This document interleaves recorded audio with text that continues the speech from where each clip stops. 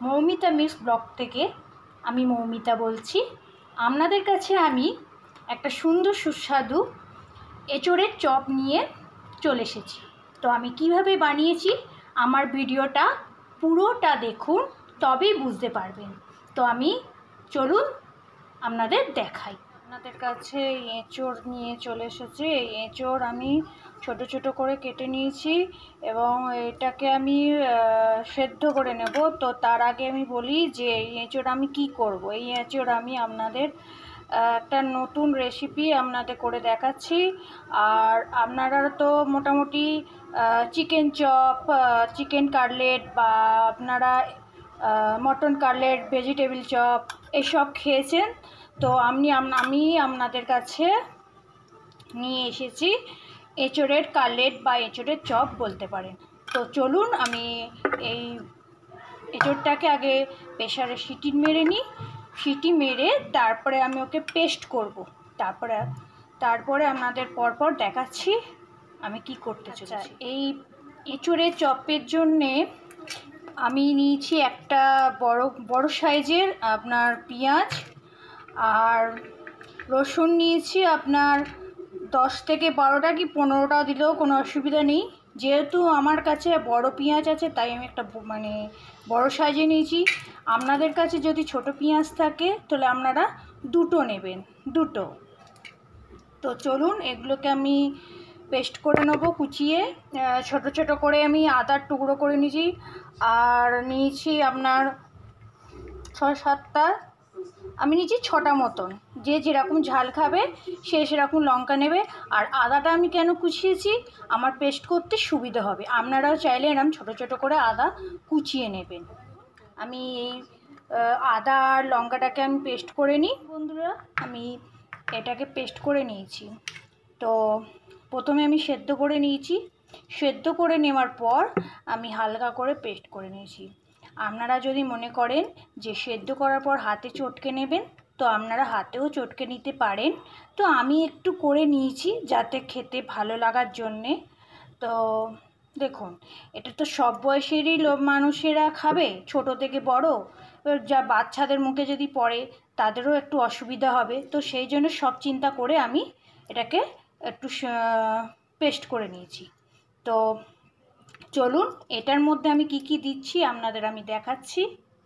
এই রসুন আর পেঁয়াজ বাটা একসাথে বেটে নিয়েছি, কিন্তু আপনারা কি করবেন, আমি টাইট করে নিয়েছি। আপনারাও পারলে আপনারা ওই রসুন আর পেঁয়াজের যে বাটার যে একটা জল ভাব থাকে সেটাকে ছেঁকে চিপে বার করে দেবেন। তো আমি সেটাই করেছি। এবার আমি এটা এর মধ্যে দিলাম। আচ্ছা, এই হচ্ছে আমার পেস্ট করা আদা আর কাঁচা লঙ্কা। আপনারা যে যেরকম আদা আর কাঁচা লঙ্কার ঝাল খেতে পারেন সেরকম খাবেন।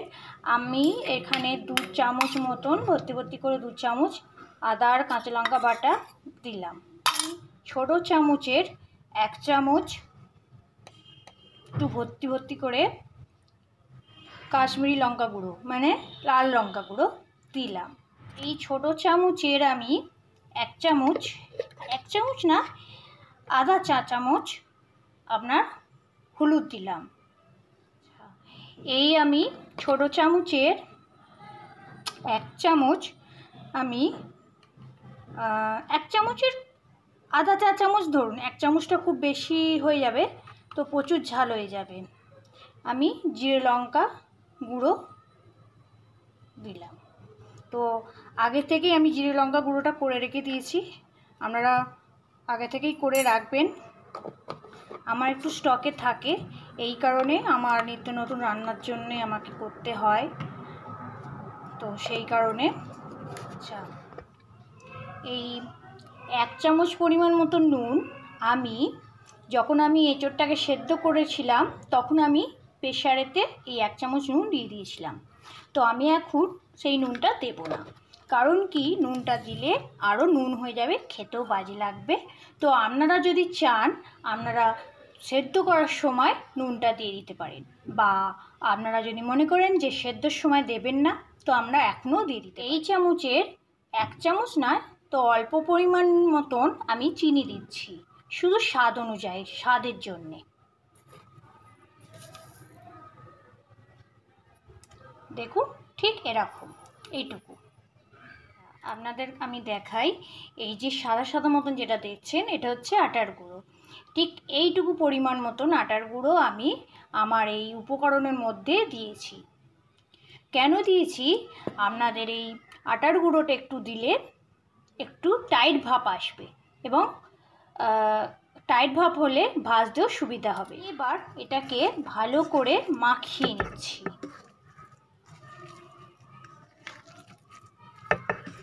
সব উপকরণ দিয়ে আমার এঁচোড়টা মাখা হয়ে গেছে। এঁচোড়ের চপ করার জন্যে আমি 3টে ডিম নিয়ে নিয়েছি। ডিমগুলোকে ফাটিয়ে এই বাটির মধ্যে রাখছি।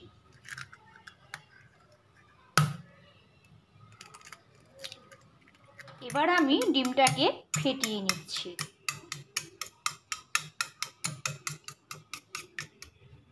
ভালো করে ডিমটাকে ফেটিয়ে নিতে হবে।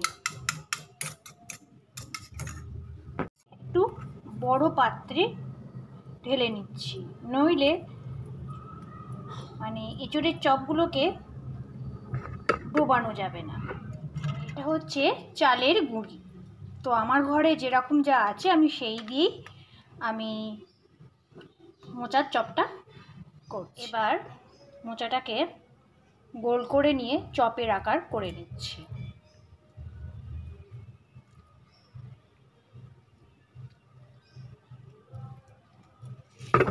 এবার আমি চালের গুঁড়িতে মোচার চপটাকে এপিট ওপিট করে লাগিয়ে নিচ্ছি। ফেটিয়ে রাখা যে ডিমটা আছে তার মধ্যে আমি এপিট ওপিট করে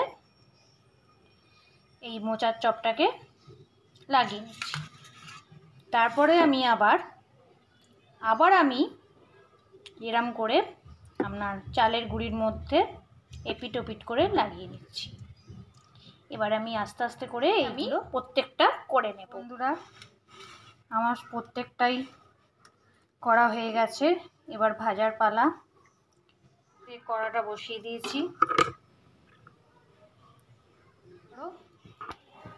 আর তেলটা একটুখানি বেশি দিতে হবে, নইলে চপগুলো ভাজা যাবে না। একটু বেশি করেই দিতে হবে। আমি এবার তেলটাকে গরম করতে দিয়েছি। তেলটা একটু গরম হয়ে গেলে হালকা একটু বেশ ধোঁয়া ধোঁয়া মতন আসবে, ছাড়বে। তারপরে আমি আস্তে আস্তে করে একটা একটা করে ছাড়তে শুরু করব। প্রত্যেকটা ভেজে নেব। বন্ধুরা, আমার এই এঁচোড়ের চপ বা কাটলেট যাই বলুন না কেন, তো আমার হয়ে গেছে। এবার আমি সব একে একে সব তুলে নিই। আমার রেডি হয়ে গেছে, সুন্দর করে সাজিয়ে নিয়েছি।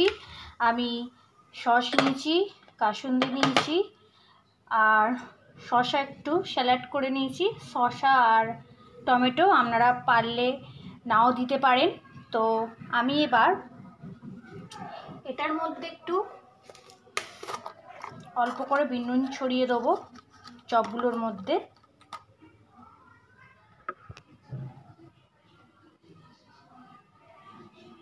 এইভাবে খেতেও সুন্দর লাগবে, কারণ কি আমি কোনো নুন মাখার সময় দিইনি, তো এখন এই বিট নুনটা দিলে কি খেতে খুব টেস্টি লাগবে। আমি আমার ভিডিও শেষ করলাম, আবার পরের ভিডিওতে আপনাদের সাথে দেখা হবে। আমার ভিডিও যদি আপনাদের ভালো লাগে শেয়ার করতে ভুলবেন না, এবং কমেন্ট, লাইক আর সাবস্ক্রাইব করতে ভুলবেন না। টাটা।